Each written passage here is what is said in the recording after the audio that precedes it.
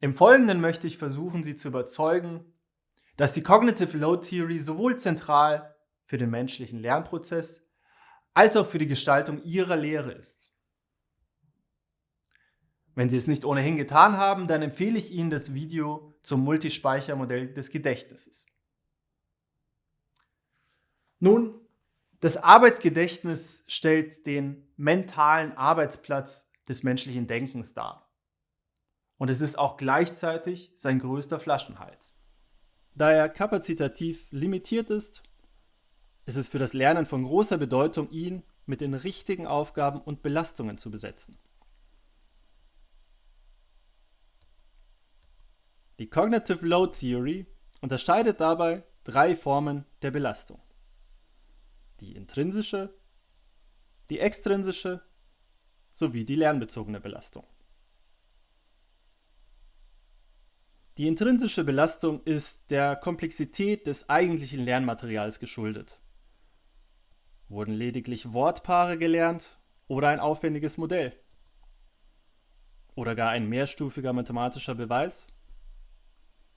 Dies ist ein Aspekt, über den Sie als Lehrender relativ wenig Kontrolle haben.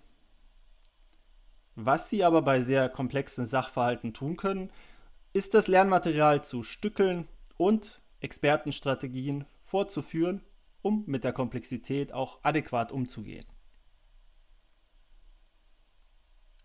Eine Belastung, die Sie sehr gut reduzieren können, ist die extrinsische Belastung.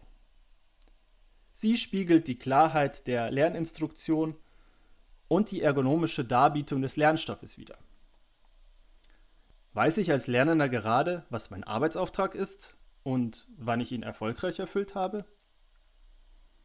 Und wie klar und zugänglich ist das Lernmaterial dargestellt und strukturiert? Sind die Slides überladen oder unterstützen sie das, was ich als Lehrender vortrage? Und ist der Tafelanschrieb auch gut strukturiert? Der für den Lernprozess eigentlich produktive Vorgang stellt die lernbezogene Belastung dar. Hier wird mit den neuen Inhalten gearbeitet. Sie werden mit bestehenden Schemata aus dem Vorwissen abgeglichen, beziehungsweise werden diese ergänzt oder durch neue, komplexere Schemata abgelöst.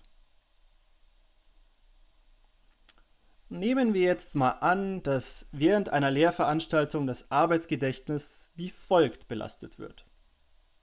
3 der 5 möglichen Slots werden durch den Schwierigkeitsgrad des Lernstoffes besetzt. Und die restlichen 2 durch schlecht leserliche Slides bzw. einen unklaren Arbeitsauftrag.